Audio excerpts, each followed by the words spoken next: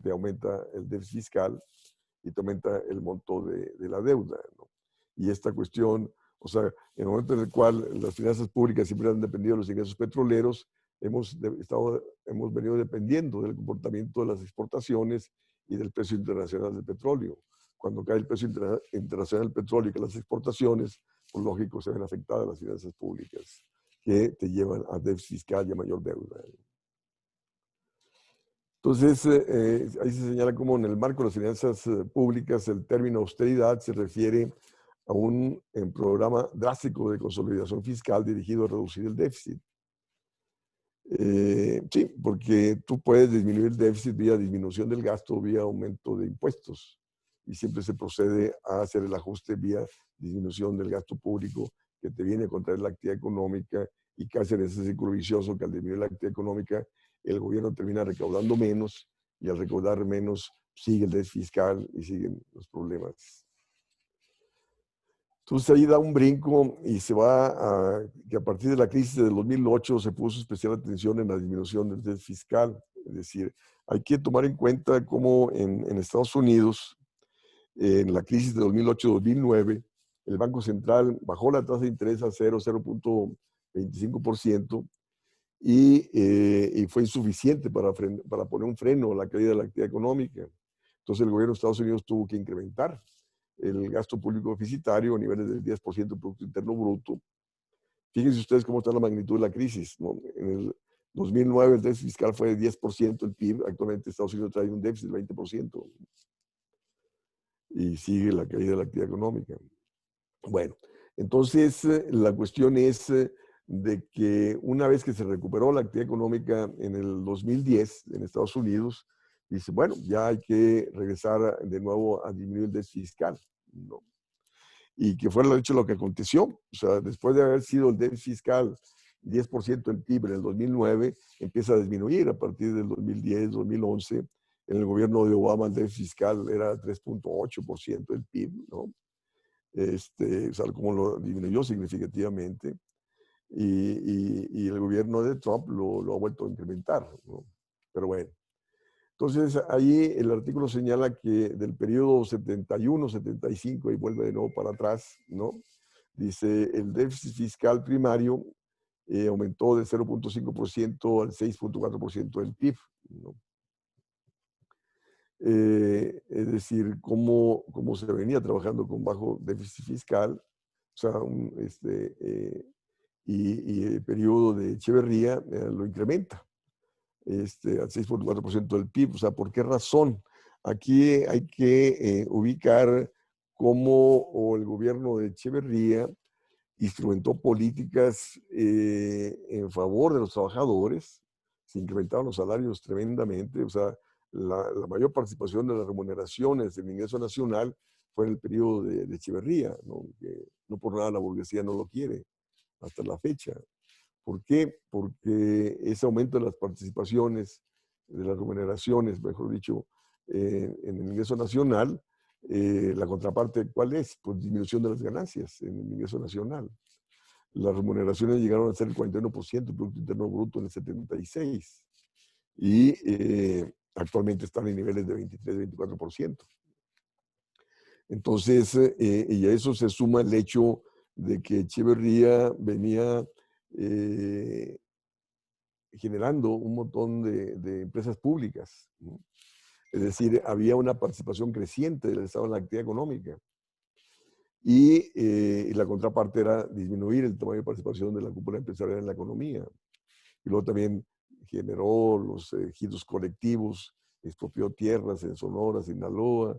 Y entonces la burguesía reaccionó en contra de las políticas de Echeverría, disminuyendo su gasto y su inversión, ¿no? Entonces, de ahí que el gobierno reaccionó ¿con qué? Con mayor gasto público, mayor inversión para mantener la dinámica económica. Entonces, en el periodo de Echeverría, la economía creció al 6.4% promedio anual, sustentado sobre todo en el incremento del gasto público. Y de ahí que aumentó el déficit fiscal y aumentó el monto de la deuda, ¿no? Entonces, ahí se señala, dice, la deuda externa aumentó, así como la inflación, dice, se apreció el tipo de cambio y se incrementó el déficit de comercio exterior. Es decir, Fíjense, la deuda externa en el 70 estaba en el orden de 11,000 o 13,000 millones de dólares. Y en el 76, el último año del gobierno de Echeverría, estaba la deuda externa en 30,000 millones de dólares. Es decir, se multiplicó por 3. ¿Justo por qué? Porque esa dinámica económica, al no ir acompañada de mayor inversión privada, mayor producción, pues repercutía en mayores importaciones. Y de ahí que se disparó el déficit de comercio exterior y se disparó la deuda externa, ¿no? Y luego también se venía trabajando con un tipo de cambio apreciado. Hay que tomar en cuenta que la última devaluación había sido en el 54, en 12 pesos, 12.50 pesos por dólar, y se mantuvo por 22 años. Y viene la devaluación el 31 de diciembre del 76, ¿no? Entonces, ese mismo abaratamiento del dólar pues, se traducía en mayor crecimiento de importaciones y de ahí el mayor déficit de comercio exterior y la mayor deuda externa que se contrajo. Entonces, viene la cuestión del 76, de la devaluación, entonces el gobierno tuvo que recurrir al Fondo Monetario Internacional y se estableció un programa de estabilización y el gasto público disminuyó de manera drástica. Entonces, la economía, después de haber crecido 6.4% en el 76, viene la contracción en el 77, donde la economía creció 3.2%. O sea, de 6.4 a 3, repito, 0.4% en el 77, ¿no? Y la cuestión es que después viene el boom petrolero, del 78 al 81, que se encontró Cantarell, o sea, los grandes yacimientos petroleros, había alza de los precios internacionales del petróleo, incremento de exportaciones y la economía mexicana del 78 al 81 creció al 7.8% promedio anual. Y ahí la preocupación del gobierno de López Portillo era cómo administrar la abundancia. Entonces se creó el Plan Nacional de Desarrollo Industrial, el Plan Nacional de Desarrollo, el Sistema Alimentario Mexicano, toda la política hacia el sector agrícola, también se instrumentó un programa energético, o sea, en la perspectiva de canalizar la riqueza petrolera al impulso de la esfera productiva nacional. Y la cuestión es, repito, que esos mayores ingresos petroleros pues, apuntaron el crecimiento de la inversión pública, creció tremendamente en todo ese periodo hasta el 81, repito, acompañando impulsando el crecimiento económico, repito, de 7.8% del 78 al 81. Y la cuestión es que a pesar de que aumentaban las exportaciones petroleras, las importaciones terminaron aumentando más, ¿no? ¿Por qué? Porque justo en la negociación que se hace con el Fondo Monetario Internacional en el 76, ante la devaluación, ahí presionaron para ir abriendo la economía, ¿no? Y entonces, y de nuevo, después de la devaluación, se mantuvo estable el tipo de cambio. ¿Por qué? Pues por el boom petrolero y por el gran endeudamiento que también, la gran entrada de capitales que se dio a partir del 78.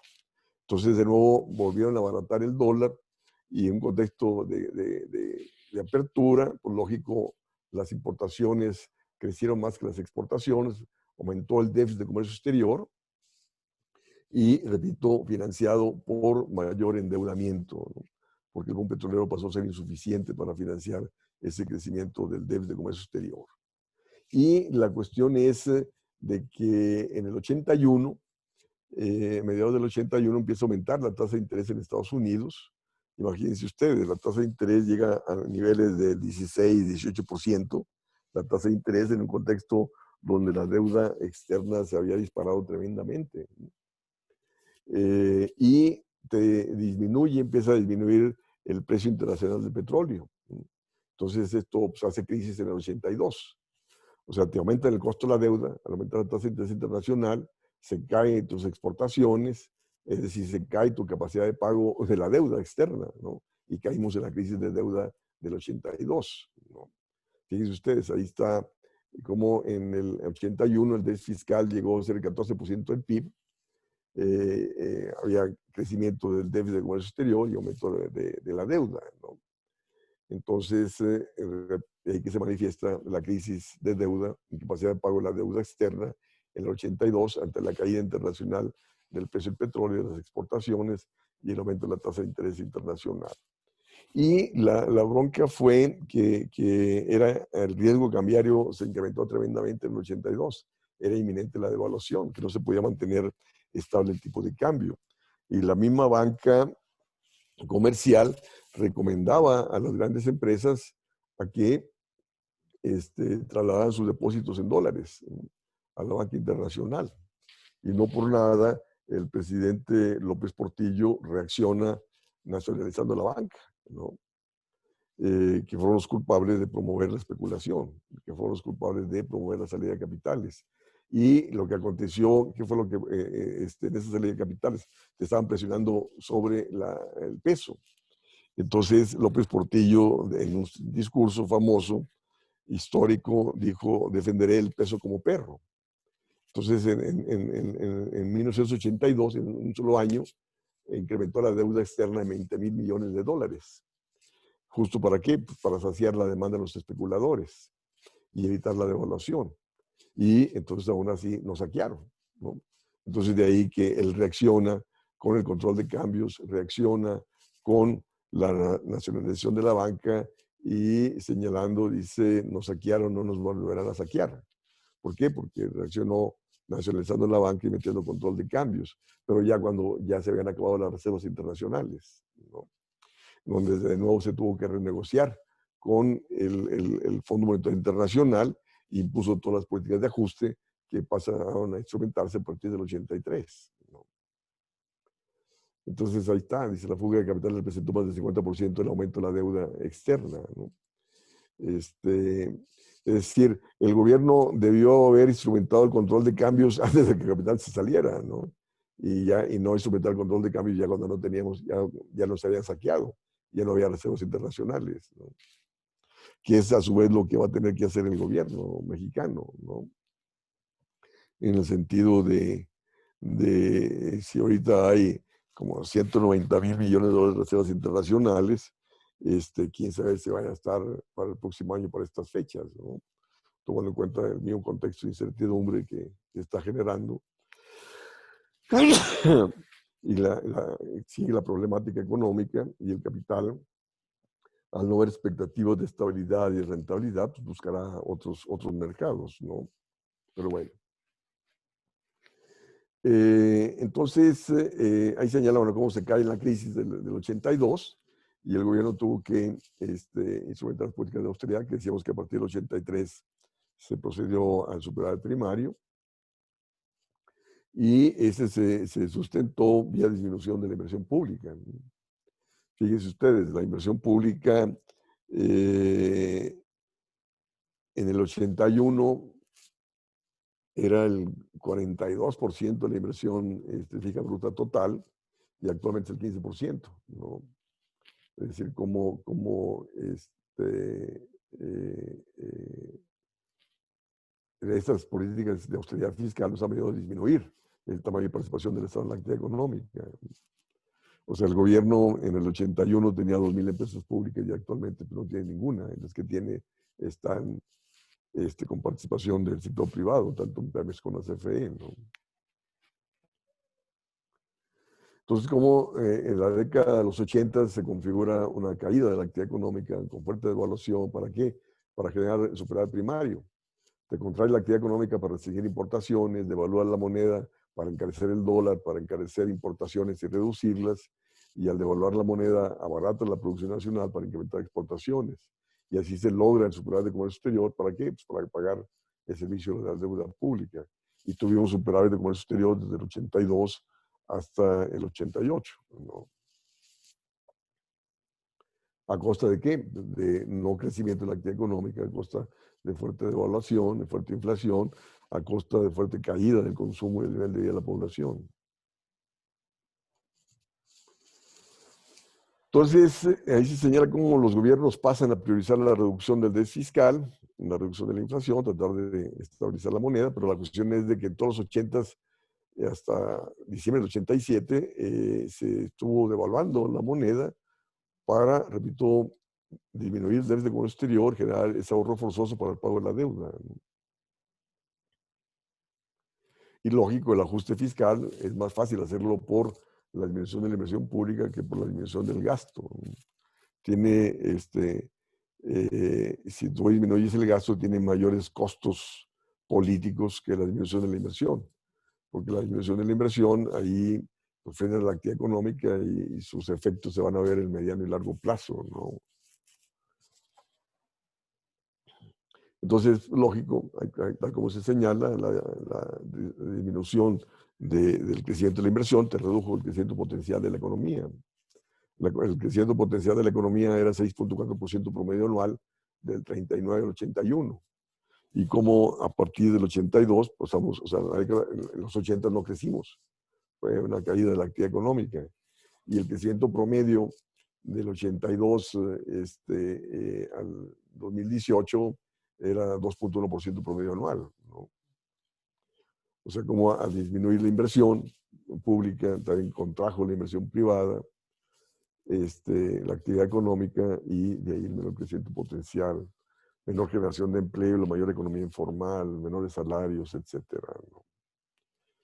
Y de hecho, ahí se da como del 60 al 81, el PIB aumentó 6% promedio anual, la inversión aumentó del 15 al 23%, y ese aumento de la inversión en ese periodo fue más derivada del incremento de la inversión pública.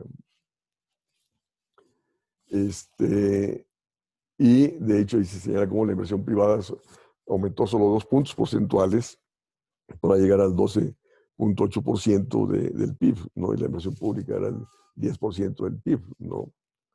Entonces eso pasa a reflejar que la importancia que tiene el gasto público, la importancia que tiene la inversión pública en la dinámica económica, y cómo del 82 a la fecha dejó de jugar ese papel, ¿no? El gasto y la inversión pública, y el por qué pasamos a crecer cada vez menos, ¿no? Sí, porque esta postura del gobierno de dejar a las empresas, a las libres fuerzas del mercado, repito, es no entender nada de economía, ¿no? Se requiere del gasto público, se requiere de la inversión pública para crear las bases para impulsar la dinámica de acumulación del sector privado, ¿no? Sí, ahí está, ¿no? El 44% de la inversión era pública, ¿no? Y repito, actualmente es alrededor del 15%.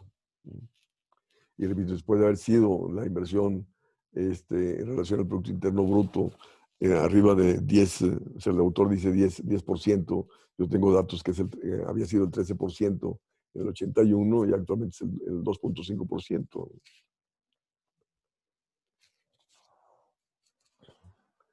Entonces, entre el 61 y el 81, el sector público contribuyó el 45% al impulso de la inversión, a la expansión.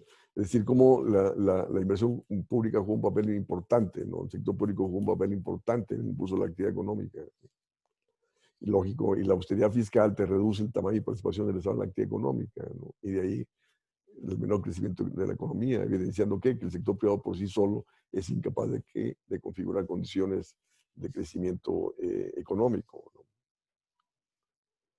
Entonces, entre el 88 y el 2005 contribuyó menos del 10% de la expansión.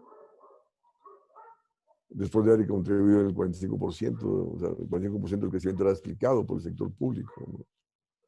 Dice, del 2016, el 2016 fue el año con mayor nivel de gasto público, eso porque el precio del petróleo llegó arriba de $100 el barril, ¿no? Entonces eso contribuyó a que se diera el mayor nivel de gasto público, que llegó a ser el 27.5% del PIB, ¿no? Dice el mayor nivel desde el 90, ¿no? Porque, repito, en el desarrollo estabilizador había alcanzado altos niveles, ¿no? Digo, en el desarrollo estabilizador, en el boom petrolero, perdón. Dice, como resultado del déficit fiscal, entre el 2009 y 2016, la deuda pública aumentó en cerca de 14 puntos porcentuales del PIB. Es decir, cómo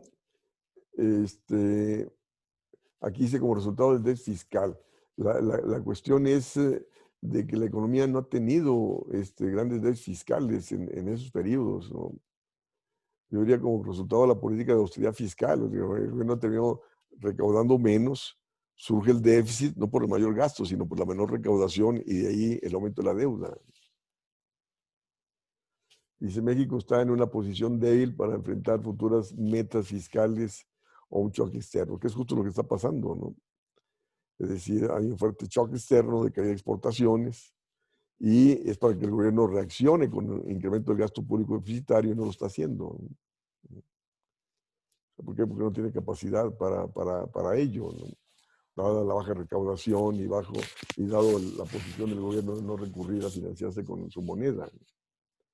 Y hoy dice el autor, dice, por el lado de los ingresos, hay bajo precio internacional del petróleo, tal como está aconteciendo, disminución de la producción del petróleo, baja recaudación tributaria, y eso te limita dentro del enfoque convencional de que el gasto tiene que financiar por el ingreso, disminuir el ingreso, disminuir la capacidad de gasto, ¿no? Y luego dice, por el lado del gasto hay presiones sobre el gasto social, la cuestión de las pensiones, y sigue la disminución de la inversión pública, que es justo lo que está haciendo el gobierno. Está contrayendo el gasto corriente, la inversión pública, y el presupuesto que hoy se debate en la Cámara de Diputados, que están restringiendo el presupuesto un montón de secretarías para canalizarlo a los fondos de pensión, ¿no? Digo, mejor dicho, a las pensiones, ¿no? Siendo que si el gobierno tuviese el control de la moneda y trabajase con tipo de cambio flexible, pues tendría flexibilidad de poder incrementar el gasto público. Pero bueno, pues no lo hace, ¿no? Y aquí plantea el autor, ahí se engarza dentro del enfoque convencional, diciendo cómo financiar de manera sólida el gasto, dice impuestos y deuda. Pero aquí de nuevo, ¿no? Hay que tomar en cuenta que el gobierno recauda lo que gasta. O sea, aquí parte de la posición convencional ortodoxa de que se requiere impuestos y deuda para poder gastar, ¿no? Pero una empresa y una familia pues sí requieren de ingresos para gastar, ¿no? Pero un gobierno soberano que controla la moneda no necesita de impuestos y deuda para gastar, simplemente gasta. Un gobierno soberano que controla la moneda simplemente gasta, ¿no? Y recauda lo que gasta, ¿no? Es decir, el gasto es el que genera el ingreso, ¿no? A diferencia, repito, de una empresa o un individuo que no controla la moneda, ellos sí dependen del ingreso para poder gastar. Y aquí, repito, está colocando al gobierno en igualdad de circunstancias que una empresa o una familia, que el gobierno para gastar requiere de impuestos y deuda. Pues no. Y luego plantea, ¿no? Lo que plantea todo el grupo ahí de economistas del rector, encabezados por Orlando Cordera y demás. Dice, urge una reforma tributaria para fortalecer los ingresos del sector público. Repito que ese es a su vez lo que plantea el Fondo Monetario Internacional. Porque tú no puedes instrumentar una reforma tributaria en un contexto de contracción económica, ¿no? Y de hecho, hoy hay un seminario allí donde va a participar varios profesores ahí de la facultad con respecto a la reforma tributaria, ¿no? Repito, en un contexto de contracción económica tú no puedes aumentar impuestos porque ha caído el ingreso de las empresas e individuos. La reforma tributaria se establece en el contexto de crecimiento económico, cuando ha aumentado el ingreso de las empresas e individuos. O sea, hoy en día lo que el gobierno tiene que hacer es incrementar el gasto y que el Banco de México le financie ese gasto al 0.1% o al 0%, ¿no? Para poder combatir la pandemia, para poder generar empleo, para poder evitar mayor quiebre de empresas. Sí, ahí plantea que una reforma fiscal puede generar ingresos adicionales de 3-4% del PIB. En absoluto, carajo, ¿no? Y si quién pagará el costo, quién se beneficiará, seguirá sacrificándose la inversión, ¿no? Es decir, ¿qué es lo que está pasando, no? Es decir, de nuevo, el gobierno sigue con la austeridad fiscal, sigue recortando todo, ¿no? Y lo único que aumenta es el presupuesto de las Fuerzas Armadas y a la Guardia Nacional. Entonces está viendo que de empresas, está atentando sobre la capacidad productiva, está aumentando el desempleo, está aumentando la pobreza, porque la política social no te contrarresta la pobreza derivada por el mayor desempleo, por los bajos salarios, ¿no? Y lógico, todo eso está comprometiendo el crecimiento potencial, ¿no? si al haber menos inversión, estar creando las empresas, hay menos stock de capital, menos capacidad productiva, menos posibilidad de generación de riqueza, menos posibilidad de generación de empleo. Entonces ahí que la crisis nuestra se va a alargar, carajo. Y si será difícil que los ingresos del gobierno aumenten lo suficiente para satisfacer las necesidades de educación, seguridad social, inversión pública, ¿no? Pues el gobierno tiene que hacer uso de, repito, de problemas, o sea, el dinero está en el Banco Central, carajo, ¿no? Entonces el gobierno tiene que hacer uso de ese dinero, ¿no? Para poder gastar y poder satisfacer las necesidades de educación, seguridad social, incrementa la inversión pública. ¿Y acompañado de qué? Pues de una política industrial, de una política agrícola para incrementar la producción, para satisfacer la mayor demanda generada por el mayor gasto público para evitar presiones inflacionarias, ¿no? Cosa que para nada se plantea en el gobierno actual. Dice, la actual administración se comprometió a no incrementar impuestos, ello lleva a que la austeridad sea duradera. Y de nuevo, ¿no? Es decir, la bronca es que cómo caemos en un círculo vicioso.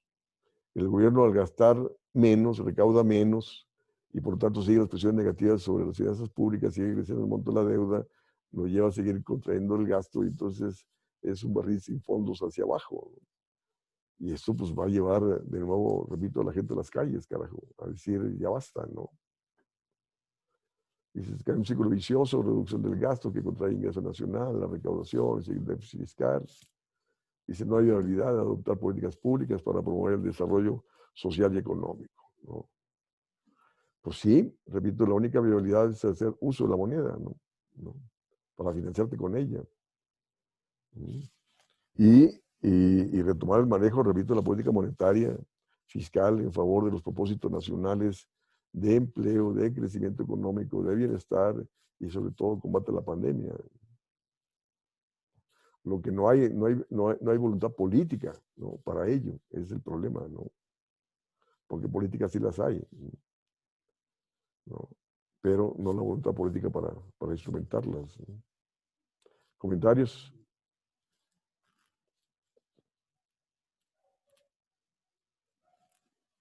Jóvenes, están callados, Chihuahua.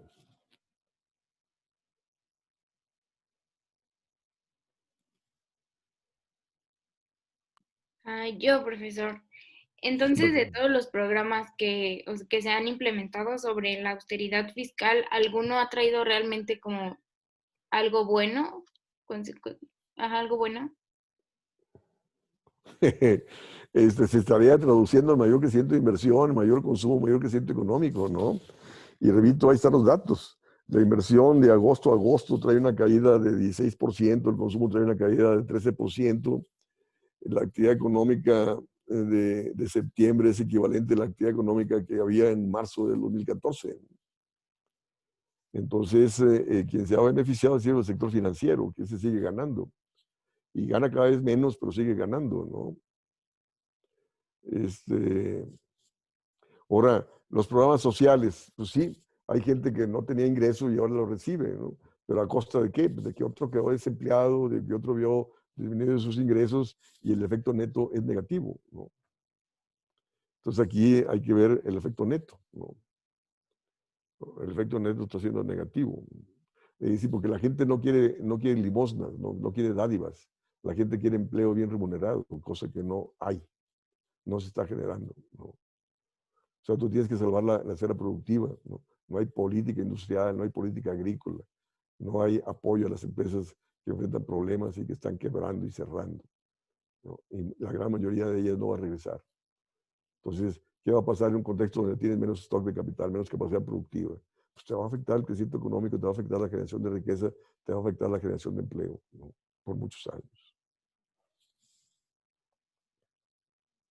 Y ahí está la cuestión esta de los este, de los recortes a la ciencia y tecnología y demás, ¿no? O sea, estás atentando sobre el desarrollo de fuerzas productivas, sobre el crecimiento de la productividad.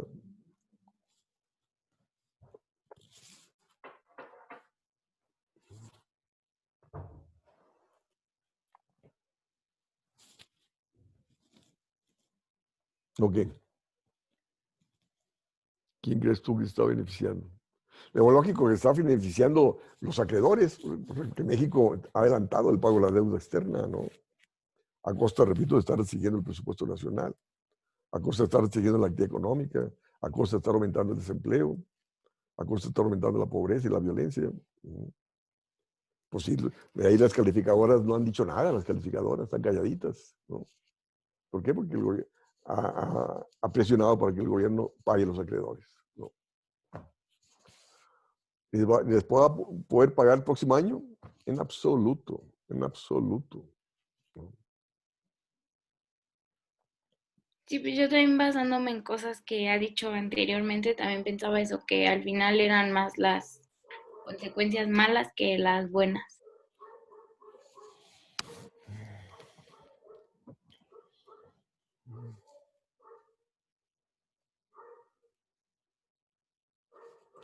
¿Alguien más? Tienen que participar, jóvenes.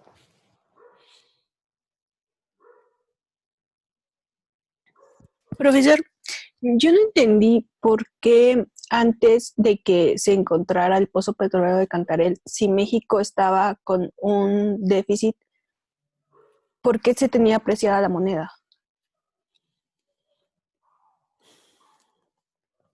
Por la entrada de inversión extranjera directa, ¿no?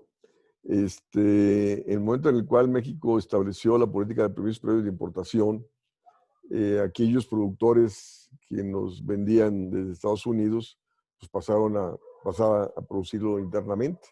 Entonces eso tradujo entrada de inversión extranjera directa que te financiaba el déficit de comercio exterior y por lo tanto te mantenía estable el tipo de cambio.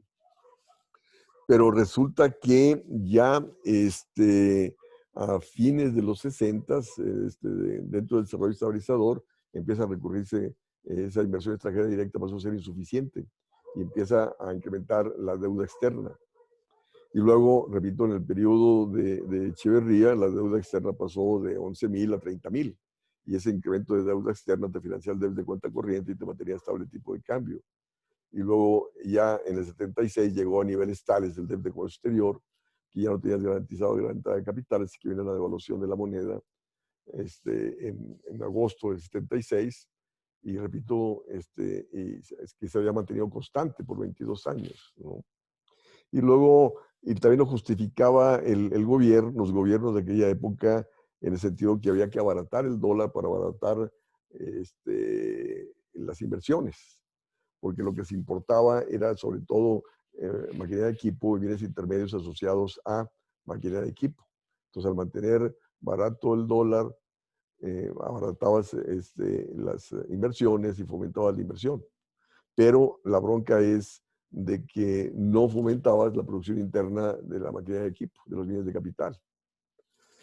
¿Por qué? Porque dentro de la política proteccionista se protegió todos los bienes excepto bienes de capital. Podías importar los bienes de capital libremente, justo para impulsar el proceso de industrialización, para asegurar la calidad de los bienes finales, ¿no? Y entonces eso nos llevó a que el crecimiento económico fuera acompañado del crecimiento de importaciones de bienes de capital, repito, también subsidiadas por el dólar barato, ¿no? Y la bronca es que eso nos llevó a depender de entrar capitales para financiar el déficit de comercio exterior y mantener estable el tipo de cambio, que caímos en niveles de sobreendeudamiento que nos han llevado a crisis económicas recurrentes.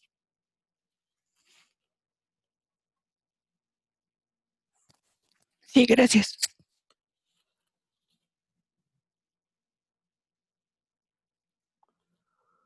Yo veo que en muchas materias les encargan muchas tareas y aquí Jesús, voy a hablar con Jesús, ¿no? Porque esta cuestión de que solamente 3 exámenes, 3 trabajos y pues no participan en clase, tienen que participar, jóvenes.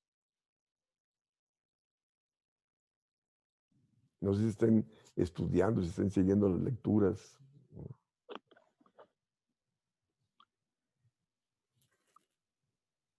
Digo, porque son temas interesantes, son temas importantes. Profesor, ¿Sí? bueno, yo quería decir algo ¿Sí? respecto a la lectura.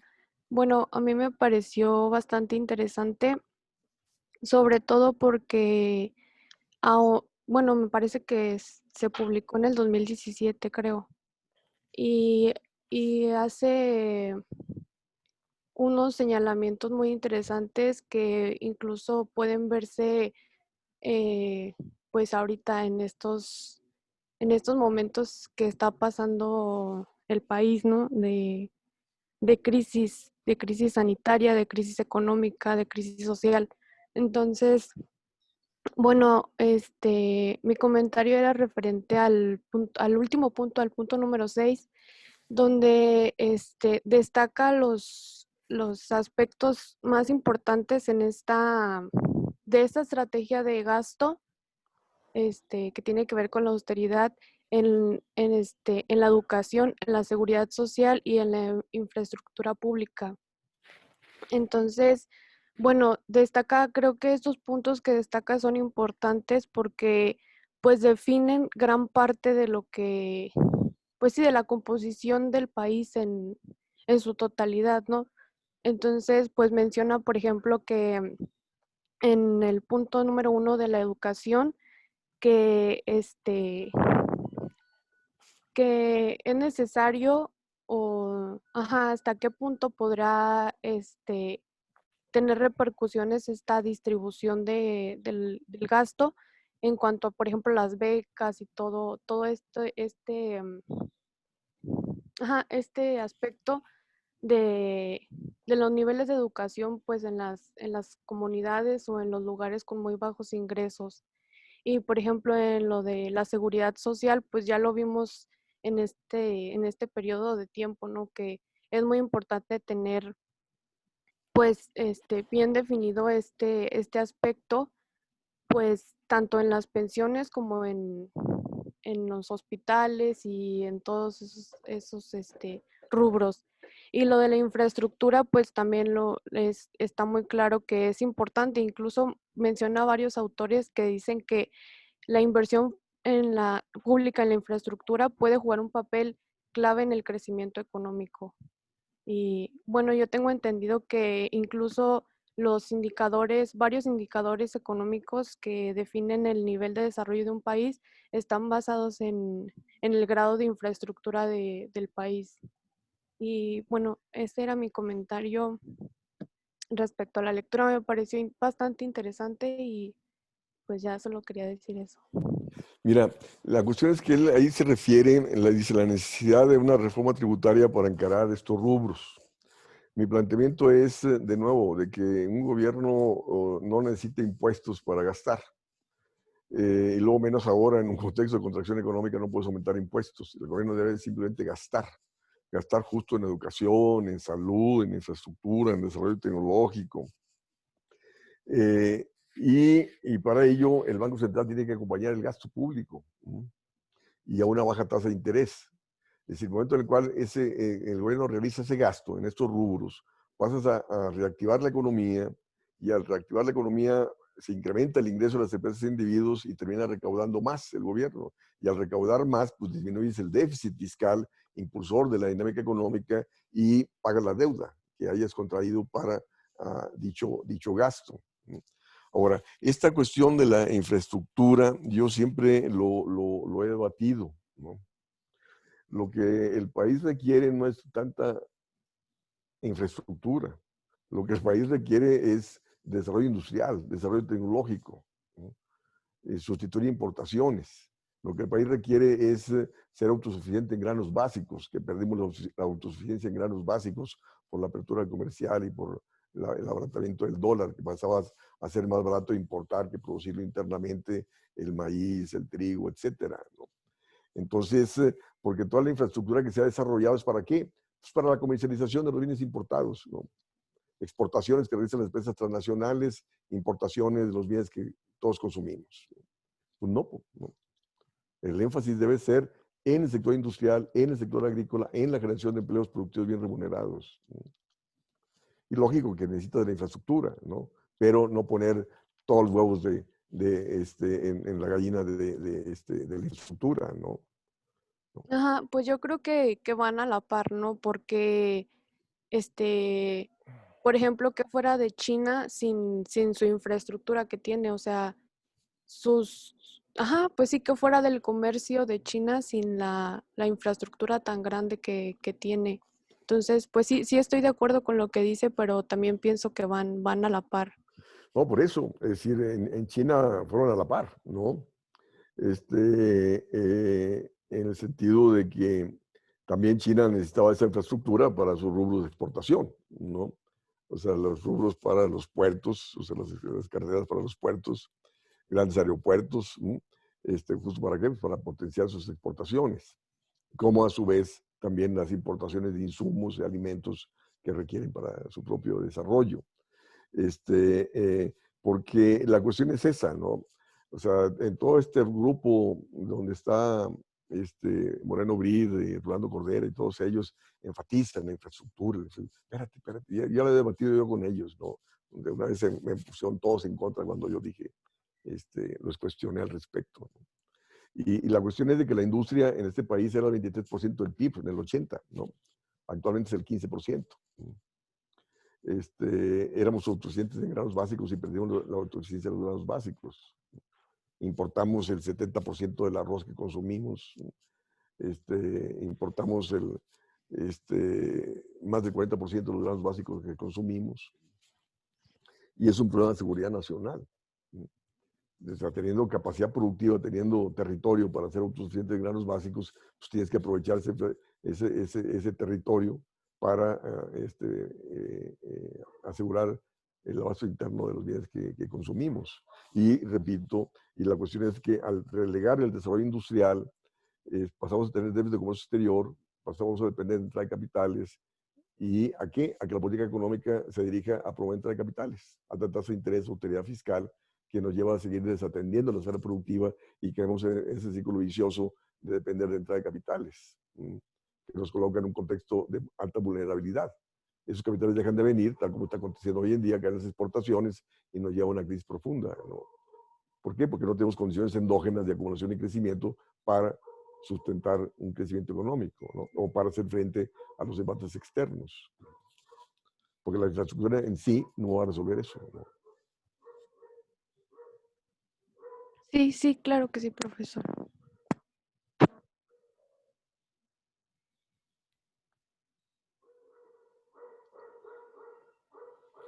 ¿Alguien más?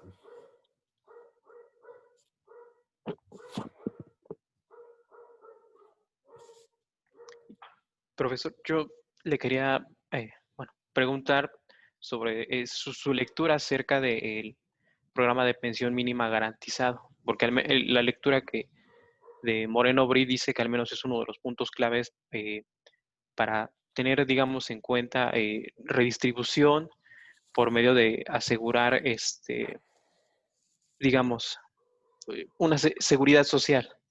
Y bueno, he visto que hay una iniciativa de ley que propone pues reducir las semanas de cotización, incrementar la participación patronal y bueno, o sea, va como que en boga de mejorar, digamos, las oportunidades para las personas, para los trabajadores de mejor, digamos, un acceso a la seguridad social.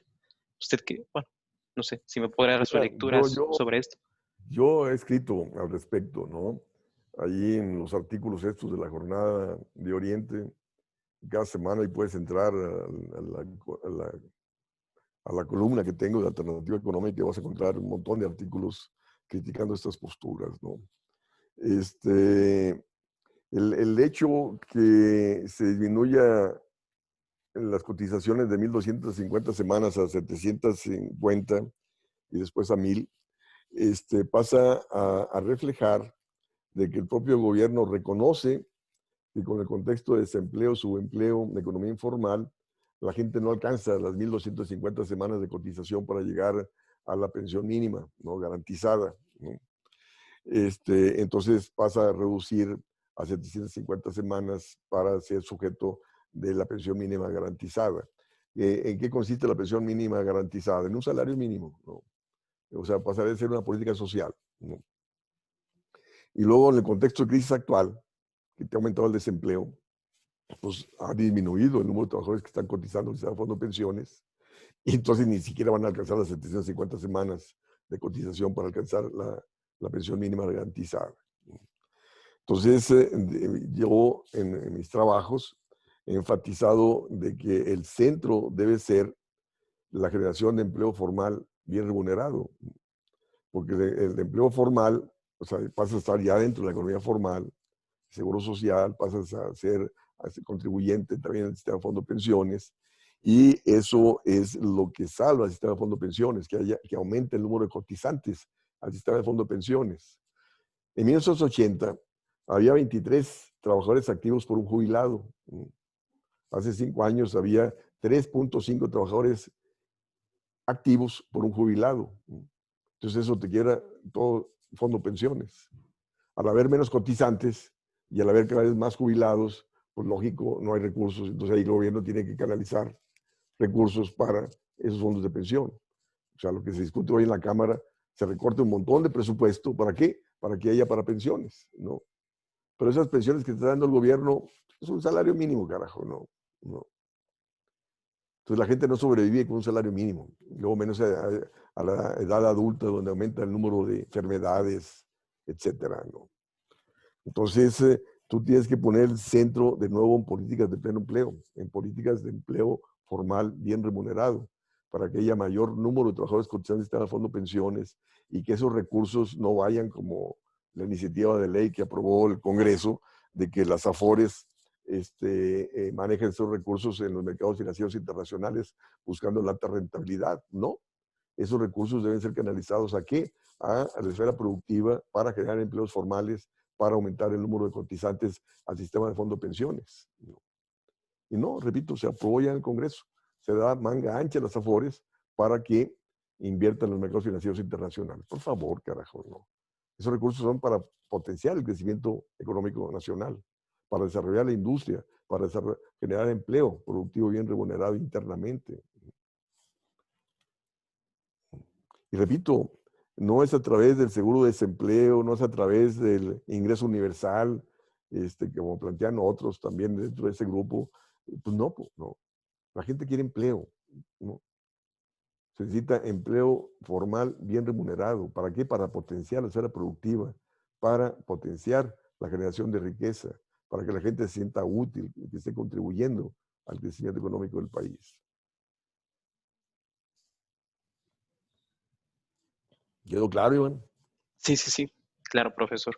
Y bueno, también hacer la mención, ¿no? de lo interesante de la lectura que parecía, bueno, que menciona que pues, siempre el gobierno parece que no ha mantenido una visión de largo plazo, porque en un principio, después de la guerra en 1960, pues se confiaron del crecimiento que tenía hasta que llegó, bueno, hasta 1976, que volvieron a confiar en Cantarell y apostaron todo la estructura, pues, a que estas condiciones de largo plazo, pues, iban a mantener, eh, digamos, indefinidamente.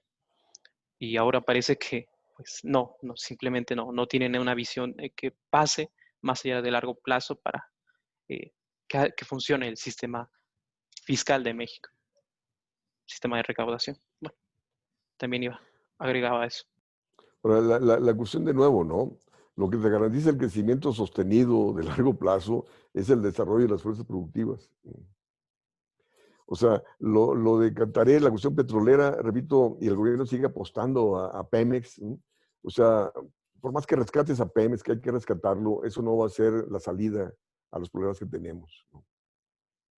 Repito, está toda la caída del sector productivo, el sector industrial, el sector agrícola, que ya señalé antes, ¿no? Tú tienes que potenciar el desarrollo productivo. ¿Para qué? Para disminuir el déficit de comercio exterior y disminuir los requerimientos de entrada de capitales.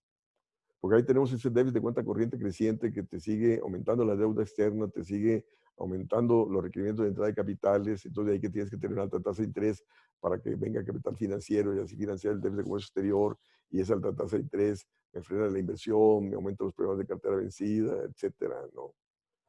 Entonces, la cuestión es, pues sí, no ha habido visión de largo plazo por parte de los gobiernos que hemos tenido. No por nada hemos pasado a crecer cada vez menos, ¿no? Y luego este gobierno de la cuarta T para nada la tiene tampoco, carajo. Al contrario, está hundiendo la economía.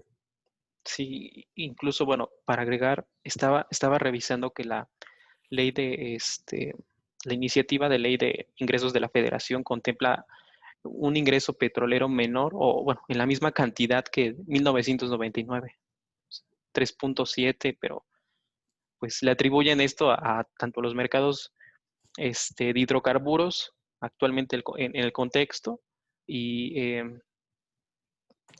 pues la falta de un plan de inversión para Pemex, un plan empresarial, digamos, para Pemex. Como dice usted, la siguen hundiendo cada vez más. No, bueno, y aparte, bueno, el gobierno trata de canalizarle recursos ahí para el pago de la deuda, para sortear la situación, pero ahí se necesitan fuertes políticas de reestructuración de dicha empresa, ¿no? Los pasivos laborales ahí se han venido asfixiando y sobreendeudando, descapitalizando dicha empresa.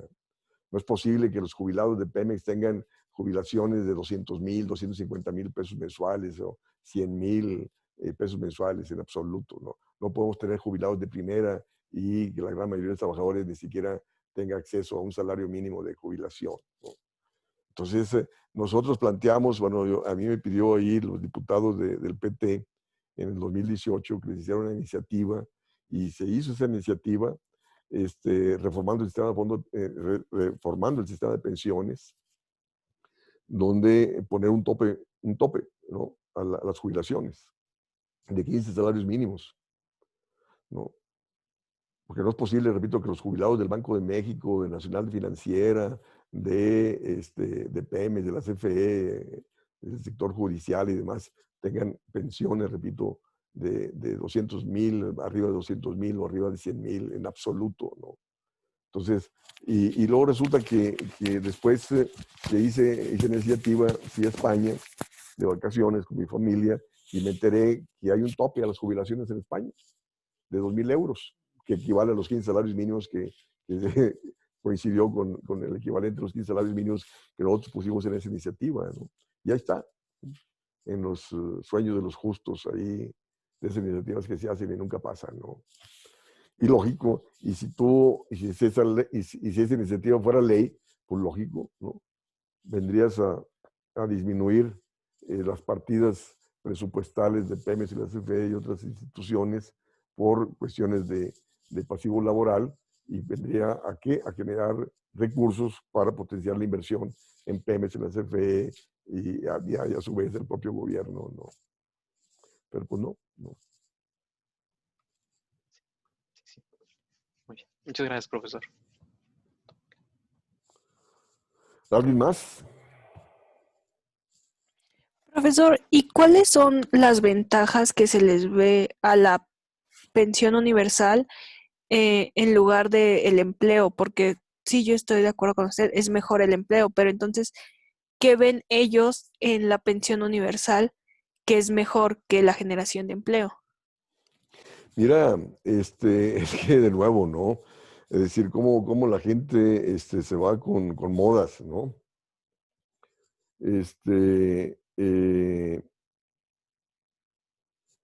Repito, tú puedes garantizar en el contexto actual, o sea, ok, en el contexto actual yo estoy de acuerdo que hay que asegurar ingreso para que la gente, aquellos que viven al día, tengan ingreso para guarecerse en su casa y protegerse de la pandemia, ¿sí?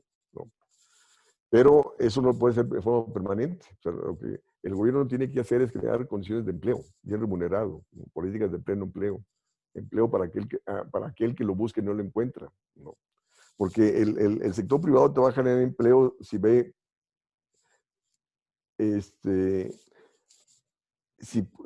el sector privado te genera un empleo, si le reditúa más de lo que va a gastar en su contratación. Y en el contexto actual, pues lógico, no te va a generar empleo porque no va a redituar más de lo que va a gastar en el empleo. Entonces, el único que puede generar empleo sin fines de lucro es el gobierno. Y por eso necesita recurrir al gasto público deficitario, ¿no? Entonces, la cuestión es de que la gente no quiere dádivas, ¿no? La gente quiere ser útil, ¿no? Entonces tú tienes que generar condiciones de empleo, ¿no? Bueno, ya el tiempo se acerca y más quiero señalarles que hoy a las 4:30 presento mi libro de austeridad fiscal en el marco del Congreso de Sociología, de Ciencias Sociales. Este congreso el COMEXO, se iba a realizar en abril de este año en la Universidad de Nuevo León, pero por problemas de la pandemia se postergó. Entonces decidieron hacerlo en forma digital. Empezó el día de ayer, va a ser toda esta semana y mi libro se presenta a las 4:30, ¿no? Le mandé a Daniela el link, ¿no? Por Zoom, para aquel que se interesa. Dura la presentación 40-45 minutos, ¿no? Va a estar de presentadora la doctora Guadalupe Valencia, que es la secretaria de Humanidades de la UNAM. Y espero que se integre también de comentarista porque se empata con otra mesa que ella tiene, la doctora Cristina Puga, que fue directora de la Facultad de Ciencias Políticas y también fue coordinadora del posgrado de Ciencias Políticas. Y bueno, ¿no? Entonces, Daniela, si lo podrías poner en el chat, ahí los datos, no sé si los tengas a la mano. Sí, se los mandé ayer por correo. Ah, ¿se los mandaste? Sí, Ah, bien, ayer por gracias. correo. Ah, bueno, gracias. Entonces, a las 4:30, aquel que quiera. Y pueden participar, hacer preguntas y demás, ¿no? Y ahí correr la voz. ¿Algún otro comentario o pregunta, jóvenes? Yo tengo una duda, profe. Sí. ¿Qué cree que pase con la tasa de interés el jueves? ¿Cree que baje nuevamente? Pues, pues la bajarían a 4, ¿no? Que no es nada, no es nada, ¿no? Repito, mi planteamiento es que debe ser 0 o 0.1, ¿no? Para que no se enojen. Y sobre todo, bueno, eso en la perspectiva de disminuir la carga del servicio de la deuda al gobierno, pero también otra cosa importante es de que debe ser la banca regulada para que no cobre, porque esta disminución de la tasa de interés, la banca no te disminuye nada, ¿no? La banca te sigue cobrando altas tasas de interés. Y eso está llevando a la cartera vencida, ¿no? ¿Quién te va a pagar tasas de interés del 15, del 20 o del 30% en un contexto donde el ingreso nacional está cayendo al orden del 9-10%? ¿No? Pues no por nada está aumentando la cartera vencida. Entonces la disminución de la tasa de interés tiene que ir acompañada de incremento del gasto público, cosa que no está aconteciendo. Gracias.